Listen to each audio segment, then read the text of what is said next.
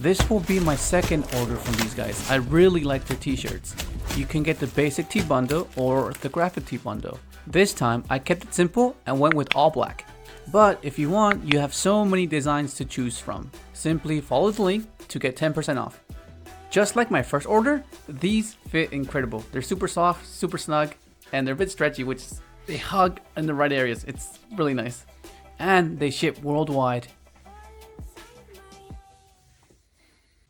Okay, second weekend in a row, I managed to get top 8, but this time with a different variant. Last weekend I tried Bystials. This week I wanted to try out Prosperities and Crossouts in the main. Crossouts are a bit weird because they do come in handy, but they suck going second. Like, they honestly do.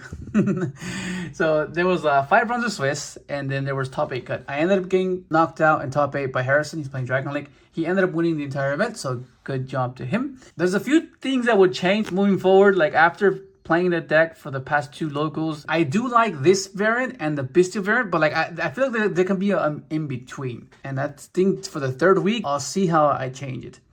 But first off, we have your triple Soul Resonator. This is basically your Stratos. Whenever this card is normal or special summon, you can add a level 4 or Fiend from your deck to your hand. The second effect does come up. If you control Red Dragon Archfiend or a Synchro that mentions it, you can banish this card from your graveyard and prevent any of your cards from being destroyed. Then, of course, you have your Crimson Resonator. I maxed out because there's sometimes where you want to hard open this to discard this off of Bone Archfiend. Because sometimes you want to send like Uvu or Synchro Resonator or Vision Resonator off of Bone Archfiend's effect. Because that's how you kind of set up or kind of gauge of, okay, well, if he interacts with me here, I can still get something out of it, you know, because Vision can get you to 2 of your traps, and I'm currently playing 2 of them. I underestimated one of the traps, then I was like, hang on, let me try it again. Let me try it this week. And it was, I was pleasantly surprised. It was putting in work. I was like, yeah, I'm keeping it in now. I'm just gonna assume that you guys are aware of what this deck does now. And then of course you have Vision Resonator. I don't see why, so I've seen a few lists. They've been bumping this guys to 1, and I'm like, what the? I don't understand why, because like, there's been so many times where I hard open these 2, and I try to do my Crimson play, and it gets negated, and I'm like, oh, that's fine. I hard open them anyways. If these were anything else, like, what else would it be? You know, there wouldn't be an archetype card, that's for sure, right? For like going second, right? Let's say you go Red Rising. Whether they interact with the Red Rising, okay, do they let this hit the field or not, right? So if they don't, right, so okay, that's fine. And then imperm your Red Rising. Special this, right? Or you can special this, depending on the game state, because this will help you climb into Scar to nuke the board. Or this will give you access to go into spot removal with the Blade Dragon, right? So you go special this, go Blade Dragon, pop a card, and that's 2 interactions, right? And then special this, go into your Hot Red, right? And then you go, okay, Hot Red, negate something. Okay, it's fine. And then this can search you one of your traps in the process, right? So like once you get your Hot Red, you're still plussing because you're getting access to more cards, right? Because then, okay, so you go into Hot Red here, you negate something, okay. And then you go battle phase, you do some damage, okay. You special summon this, you go into your Dispatter, you go into your Bane, or you just find a way to climb into something, right? Since they might have negated the Red Rising effect, that means you never even attempted to use this effect. So you just revive him, and then you just use this effect after. There's been times where I actually considered playing this at 3, but 2's just been working out quite well. And then of course, this guy ties everything together. Like this guy and Crimson Guy are amazing. It's Bone Archfiend. So basically what this does is you can send a card from your hand or field to the graveyard to summon it from hand or grave. And then once per turn, you can target a card you control, increase or reduce its level by 1, and then you send a Fiend Tuner from your deck to the graveyard, right? So you can send any of these. Primarily, it's going to be this guy if you don't have access to him. But like I was mentioning earlier, is that sometimes you do want to send this guy or send your Vision. Or even just go special, summon, and do the combo. Like even that's pretty cool. And then of course you have Uvu. This card is insane. This is what enables your Red Nova to be live. Otherwise, Bystials would fulfill that purpose, yeah?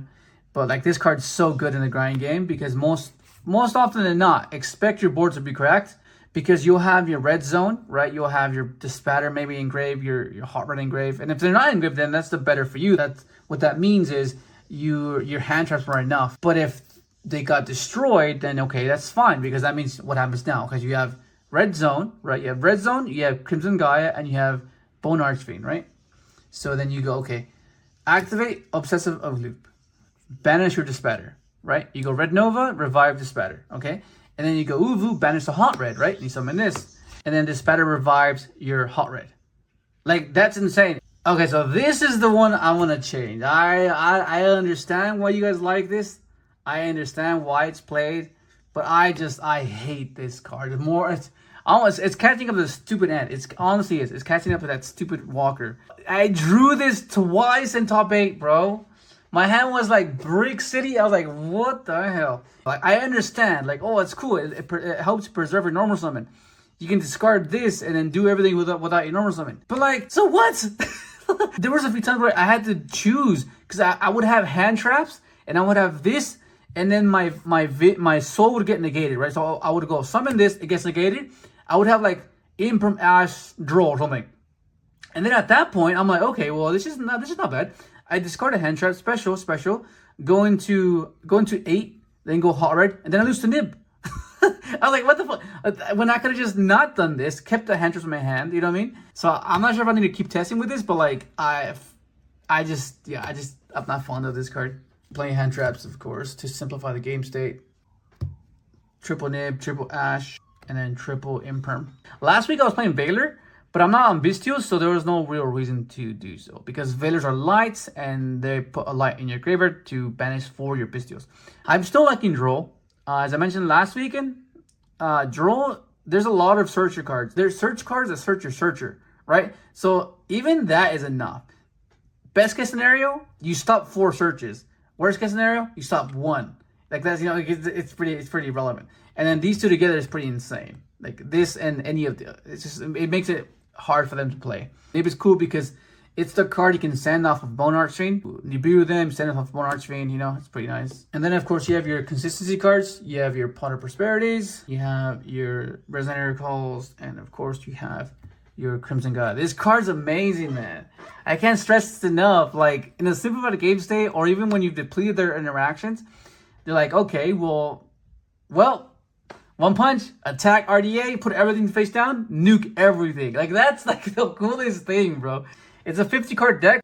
What other card would I want in its place? You know what I mean? Like it's just something that it boosts consistency. It got me closer to what I needed to get, whether it be the cross out tactics, getting me to the Bone Archfiend, the missing Resonator. And there's a game where I was going up against Flu, and I skipped this and I got a Droll. I was like, oh my god, that was crazy, bro. I was like, okay, well I win now. That's insane. There's a few times where I was kind of oh damn, what do I banish? But it's subjective to your situation and the matchup. Like there's time where, like for example, like there's time where you need Void Ogre, sometimes you don't. Sometimes Supernovas banish that. So it's to the situation. And of course, Fool's Burial, another 1-card combo. The only thing I don't like about this one is that you miss out on your trap because Visions has to search Crimson Gaia compared to it searching the traps. And then of course you have your tactics, crossouts, and your Call by the Grave, because you just want to stop Droll, Nibiru, you know what I mean? Your deck loses quite a few things, so you kind of need these. It does suck opening this going second, but when you go in first, like last weekend, I was siding these whenever I went first, and I was just doing this. But since I'm not playing on Bystials, I didn't have the contingency of, okay, I can fall back on my Branded Beast and regain and then try to stay in the game that way. I kind of needed a way to kind of safeguard my plays, and this did exactly that. Tactics was a bit weird. It was better last weekend than it was this weekend, but nonetheless, it's still pretty relevant. So I didn't mind it. It's pretty good. And then you have the traps. These cards are amazing. This allows to grind, just recur your banished Dark Dragon Synchros. And then this card, I underestimated this card for sure. Like there's some times where you have to go for this play because you have hand traps and this, and if you sequence them properly and anticipate correctly, it'll allow you to live for the following turn. And that's all I wanted this card to provide, and it did just that. And I'm playing this as well because basically, if you control a Red Dragon Archfiend when you activate this effect, you can set this. The moment you get this into rotation, you're gonna be able to get this turn after turn after turn. Crimson Gaia will just keep adding it back from your graveyard because Crimson Gaia adds it from either place, which is insane. Your deck or graveyard, and then you go activate, banish a card until the end of the next end phase.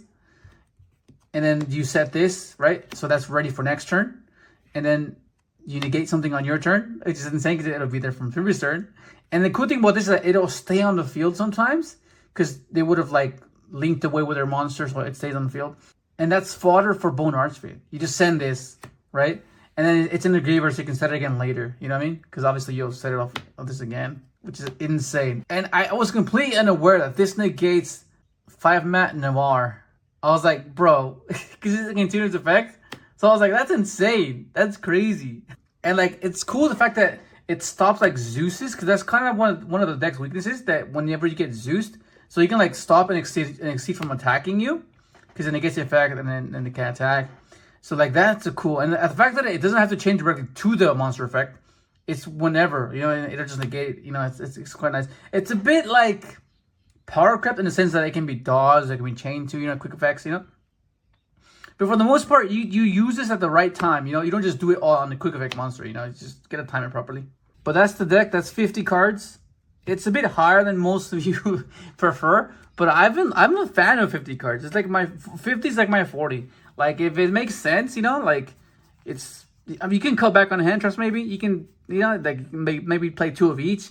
But like I don't mind going over 40, but for some reason over 50 is a bit too much for me. I don't know. Over 50 is like that's pushing it, bro.